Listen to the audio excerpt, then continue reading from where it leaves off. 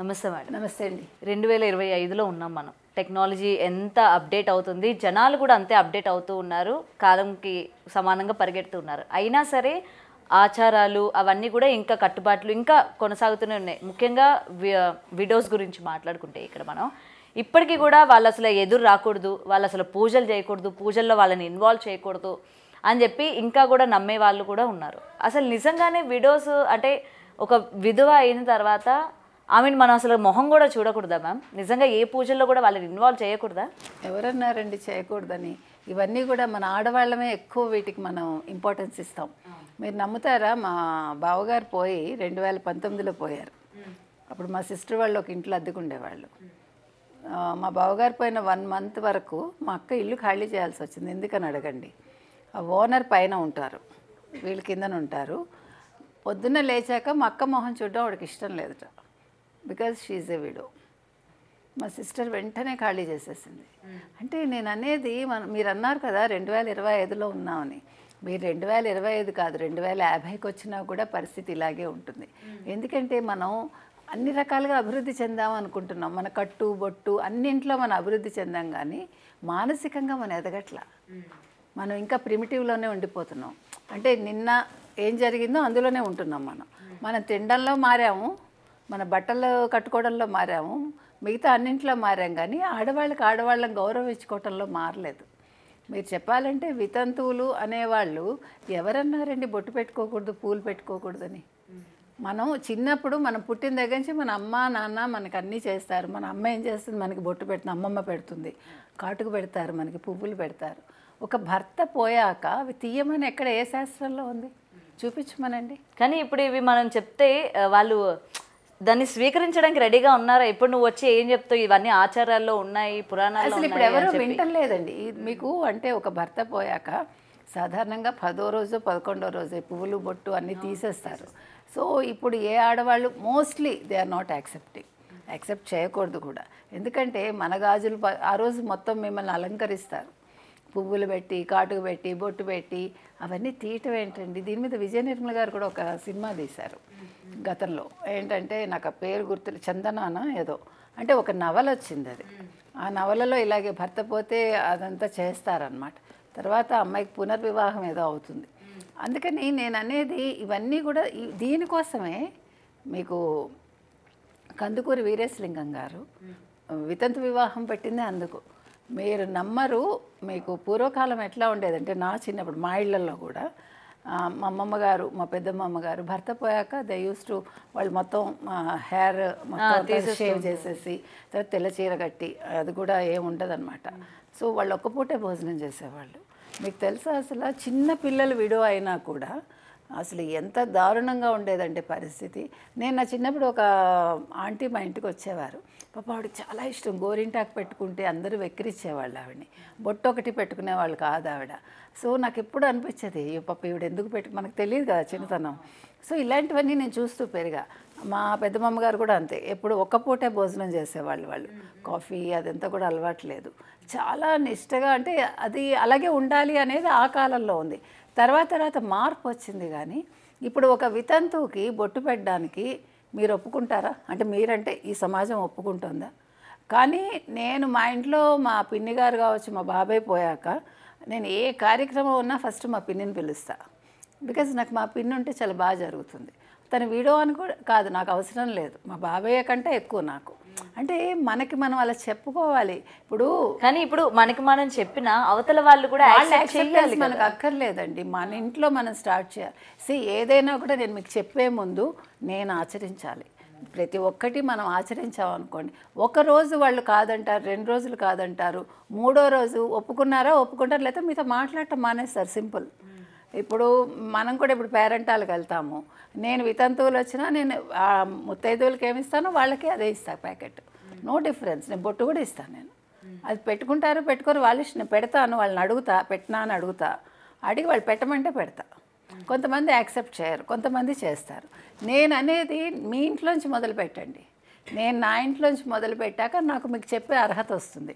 అంతేగాని ఏదో ఉపన్యాసాలు ఇవ్వటానికి లేకపోతే స్టేజ్ మీద మాట్లాడటానికి కాదు. ఏ అంశమైనా సరే మనం ఆచరించాలండి, ప్రతి ఒక్క చిన్న అంశం కూడా. ఇప్పుడు మీరు అలా అంటున్నారు, పొద్దున లేచాక వితంతువులు మొహం చూడడానికి ఇష్టపడరు, వాళ్ళు పూజల్లోకి రాకూడదు, వాళ్ళు ఏది అందించకూడదు, కనీసం శుభకార్యాలు కూడా చెప్పడానికి పనికొస్తారంటే నాకు తెలిసి చిన్నప్పుడు వాళ్ళు వత్తులు చేయడానికి, తర్వాత పనులు చేయడానికి, గిన్నెలు తోమడానికి. యూ కాంట్ బిలీవ్, మా తాతగారు హిందీ పండిట్గా చేసేవారు, వడ్లమాని సోమశేఖరం గారు అని, తణుకు. ఆయన అప్పట్లో చాలా ఎక్కువ విడోస్ ఉండడం, లేదంటే భర్తలను వదిలేసి అట్లా వాళ్ళు ఉండేవాళ్ళు అనమాట. సో ఆయన ఏం చేసేవారంటే వాళ్ళందరికీ చెప్పేవాళ్ళట, మీరందరూ కూడా చదువుకోండి, మీరు ఎస్ఎస్సి చదువుతా అంటే చదవండి, పియూసీ ఎస్ఎస్సి అప్పుడు అవే ఉండేవి. సో వాళ్ళ చేత పరీక్షలు కట్టించి ట్యూషన్ చెప్పి వాళ్ళని మీరు టైపు షార్ట్ హ్యాండ్ నేర్చుకోండి, మీ కాళ్ళ మీద మీరు నిలబడాలి. హిందీ ఎగ్జామ్స్ రాయించేవాళ్ళు, రాష్ట్ర, తర్వాత అదేంటంటారు ప్రాథమిక, మాధ్యమిక, రాష్ట్ర, అవన్నీ రాయించి మీరు టీచర్స్ అయినా అవ్వండి, లేదు స్టెనోల్గా అట్లా వెళ్ళండి. కానీ మీ అత్తగారింట్లో కానీ మీ అమ్మగారింట్లో కానీ మీరు ఊడిగం చేయొద్దు, మీరు పని మనుషులు కావద్దు, మీరు వంట మనుషులు కావద్దని మా తాతగారు ఎంతమందికి ఉచితంగా ఆయన చెప్పేవారు అనమాట. అంటే ఆయన అన్నీ చాలా సింపుల్గా బతికేవారు. మా తాతగారు ఒక గుడిసెలాగా ఉండేది ఆయన ఉండేది.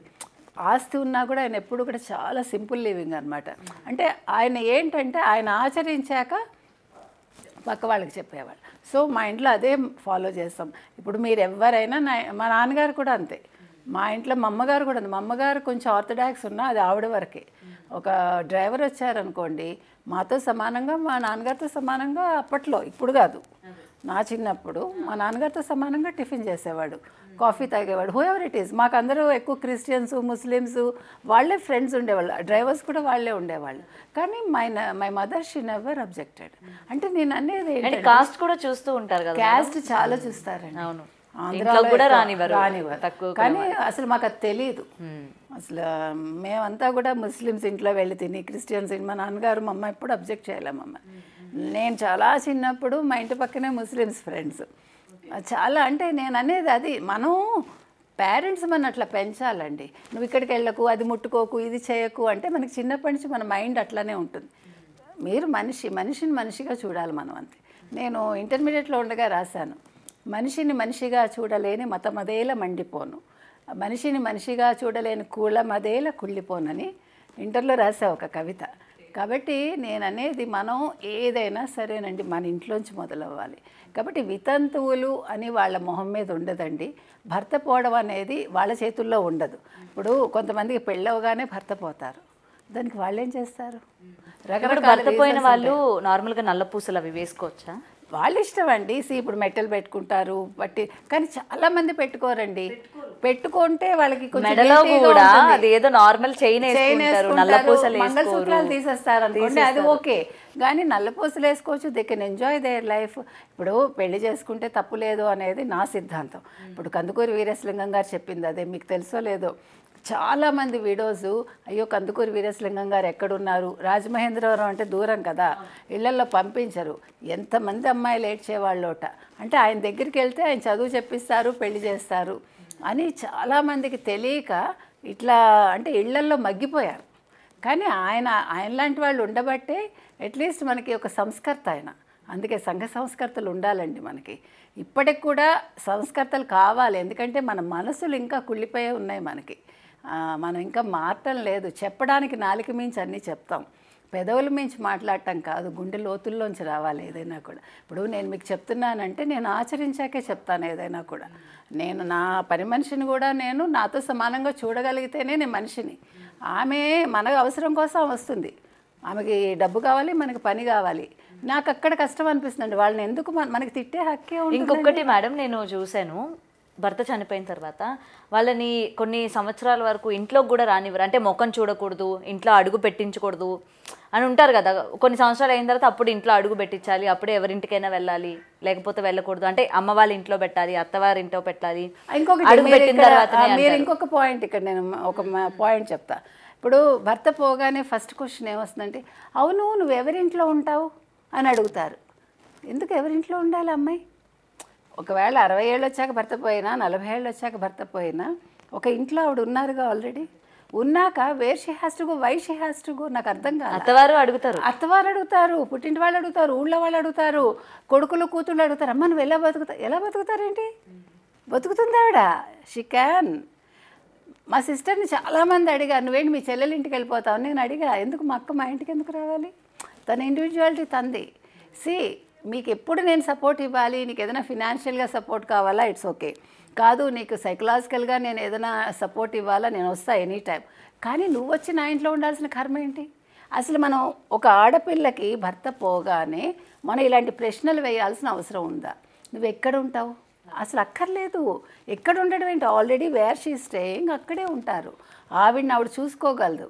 భర్తలు చేసిన పెద్ద తప్పు ఏంటంటే ఇటీవల కాలంలో అంటే గవర్నమెంట్ జాబ్స్ చేసేవాళ్ళు, బ్యాంక్ జాబ్స్ చేసేవాళ్ళు, వాళ్ళు నామినీస్ పెట్టారు మగవాళ్ళు. భర్త పోయాక ఆ భార్యకి ఎంత ప్రాబ్లం అంటే అది ఆవిడకి ఏమీ తెలియదు అనమాట. అసలు భర్త ఎక్కడెక్కడ డబ్బు పెట్టారు, ఏ బ్యాంకులో, భర్తలు చెప్పారు ఎవరికి ఇచ్చారు అన్నది కూడా చెప్పారు. That's what. అసలు చాలా అవస్థలు పడ్డారు. ఈ మధ్య నేను చాలా మందిని చూసా. So what I'm saying is, ఇప్పుడు ఈ రోజుల్లో కరోనా ముందు కరోనా తర్వాత మనం తీసుకోవాలి ఏదైనా. అంతకుముందు మనం చావు గురించి మాట్లాడాలంటే అదేదో పెద్ద తప్పు మనకి. కానీ ఇప్పుడు అలా కాదు. ఇప్పుడు 30 ఏళ్ళ వాళ్ళు హార్ట్ అటాక్తో పోతున్నారు, 80 ఏళ్ళ వాళ్ళు శుభ్రంగా బతుకుతున్నారు. అది బతికినందుకు కాదు, అంటే అలా ఉంది ఇప్పుడు ప్రజెంట్ సిచ్యువేషన్.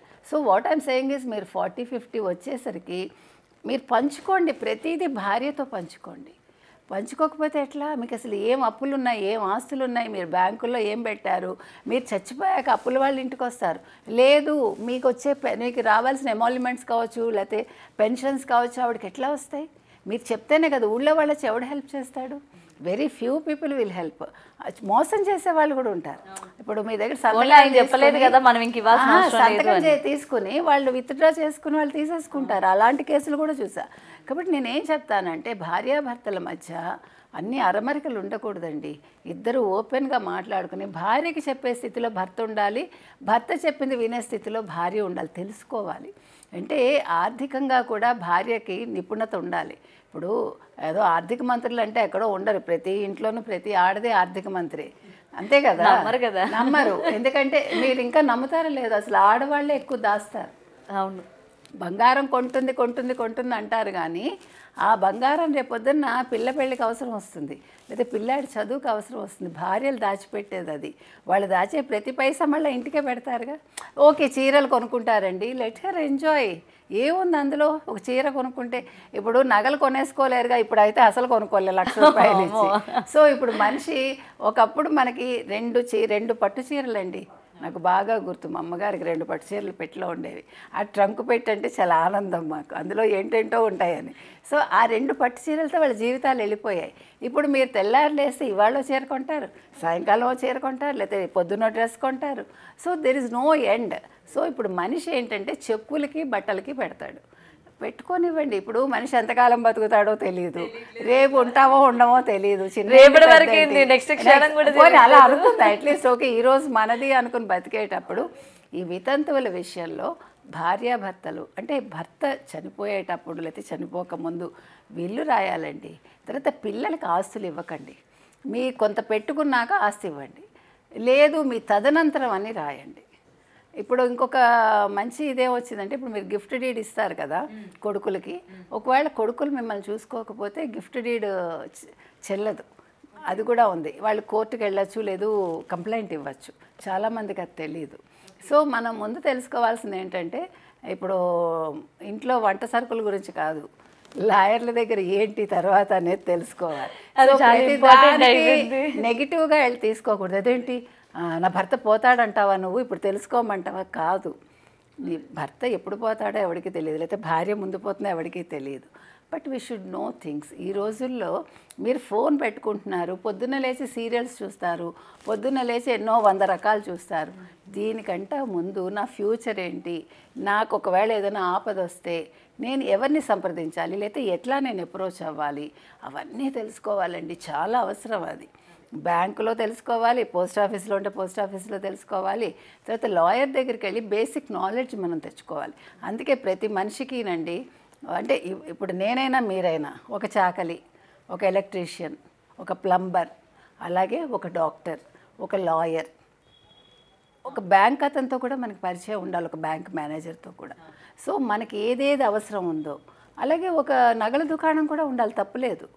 ప్రతి ఒక్కటి మన చుట్టూ ఉండాలి. తర్వాత మీరు పిలిస్తే పలికే 2 మనుషులు ఉండాలి మనకి. అది ఫ్రెండ్స్ కావచ్చు, లేదు దారిన పోయేవాడిని కూడా మీరు పిలిపించుకుని చేయించుకునే సమర్థత మీలో ఉండాలి. నోరు మంచిదైతే ఊరు మంచిది అవుతుంది. అదొక్క పాయింట్ మీరు పెట్టుకున్నారంటే everybody will listen to you. First మీ పని మనిషిని బాగా చూసుకున్నారనుకోండి, ఆమె పలుకుతుంది, అవునా కాదా? లేదు మీ వాచ్మెన్, మనం మాట అనడం చాలా తేలికండి, వెనక్కి తీసుకోలేంగా. అందుకని వాళ్ళతో మాట్లాడేటప్పుడు మనం మర్యాదగా ఉంటే మన అవసరానికి వాళ్ళు వస్తారు. ఇప్పుడు గబుక్కున్న హస్బెండ్కి ఏదో అవుతుంది, లేదు వైఫ్కి ఏదో అవుతుంది, హూ విల్ కమ్? పిల్లలందరూ అమెరికాలో ఉంటారు. ఇప్పుడు ఇండియాలో ఉన్నా కూడా ఒకళ్ళు గచ్చిబౌలిలో ఉంటారు, వీళ్ళు ఇంకెక్కడో ఉంటారు. వాళ్ళు ఈ ట్రాఫిక్లో వచ్చేసరికి 2 గంటలు పడుతుంది. మన అమెరికా వాళ్ళని అనుకోకర్లే, అమెరికా వాళ్ళే తొందరగా వస్తారు ఇంకా ఇండియా కంటే కూడా. అందుకని పిల్లలు ఎక్కడైనా ఉండనివ్వండి. ఇంకొకటి, పిల్లల మీద డిపెండెన్సీ వద్దండి. అసలు మనం ఎవరి ఇండివిజువాలిటీ వాళ్ళు పెట్టుకోవాలి. భర్త ఇండివిజువాలిటీ భర్తకు ఉండాలి, భార్యది భార్యకు ఉండాలి. అంటే నేను బతకగలను అనే ఒక ఆత్మవిశ్వాసంతో ఏ మహిళైనా ముందుకెళ్ళాలండి. భర్త మీద డిపెండ్ అవ్వాలి, అది వేరు. కానీ లేకపోయినా నేను ఉండగలను అనే ఫస్ట్ కావాల్సింది ధైర్యం అండి. ధైర్యం, ఆత్మవిశ్వాసం, తర్వాత కొద్దిగా ఆర్థిక స్తోమత ఉండాలి. లేదంటే మన మొహం ఎవ్వడూ చూడరు, ఇంట్లో వాళ్ళు అస్సలు చూడరు. అందుకని ఇవి గుర్తుపెట్టుకుంటే మనం వితంతువులు అనే పదం మీరు తీసేసి సాటి మహిళ అనుకుని తనకి ఫస్ట్ మీరు కుంకుమ ఇవ్వండి, అన్నీ ఇవ్వండి. What's wrong in it? ఇప్పుడు భర్త పోతే ఆవిడ విలువేం తగ్గలేదుగా. మీరు బొట్టు తీయకండి, ఫస్ట్ ఎందుకు తీస్తారు? పువ్వులు ఎందుకు పెట్టుకోరు? అసలు ఆడవాళ్ళకి పువ్వులు ఎంత ఇష్టంగా ఉంటుంది. అసలు మల్లెపూల సీజన్లో ఎంత మల్లెపూలు ఇష్టంగా ఉంటుంది, అసలు వాసన ఎంత బాగుంటుంది. మామిడి పళ్ళు, మల్లెపూలు మనకి వేసంకాలం వస్తాయి, ఆ 2 మెయిన్. కాబట్టి నేను అనేది ఏంటంటే, ముందు ఆడవాళ్ళలో మార్పు తెచ్చుకుని మనలో మనం తెచ్చుకుని మనం పక్క వాళ్ళని హర్ట్ చేయకుండా ఉంటే, వాళ్ళకి భర్త పోతే మీరు వెళ్ళి 4 ఓదార్పు మాటలు చెప్పండి. అంతేగాని వాళ్ళ మొహం మీద తలుపేసేసి, లేకపోతే నీ మొహం చూస్తే నాకు ఏదో చెడు జరుగుతుందని, మీ మొహం చూసి ఆవిడకి కూడా అయి ఉండొచ్చుగా చెడు. ఆవిడ మొహం చూసి మనకైనట్టే మన మొహం చూసి వాళ్ళకి కూడా అవుతుంది కదా. అదెందుకు ఆలోచించాం మనం? నింద ఎప్పుడు పక్క వాళ్ళ మీద వేయడానికి చూడటం అనేది మనకు అలవాటు అయిపోయింది. సో దాని నుంచి మనం ఫస్ట్ బయటపడితే ఈ సమస్యలకు పరిష్కారం ఉంటాయి. తెల్లారి లేచాక పక్క వాళ్ళని నొప్పించకుండా, అందుకే నొప్పించక తానవ్వక అన్నారు. సో తప్పించుకు తిరగొద్దు మనం. నొప్పించక తానవ్వక తప్పించుకు తిరుగువాడు ధన్యుడు సుమతి అని సుమతికి శతకారుడు అన్నాడు. కానీ మనం తప్పించుకు తిరగకుండా అవసరానికి వాళ్ళకి ఏదైనా హెల్ప్ చేస్తే బాగుంటుంది. Right. Thank you so much ma'am. For more videos like this, subscribe Big TV channel.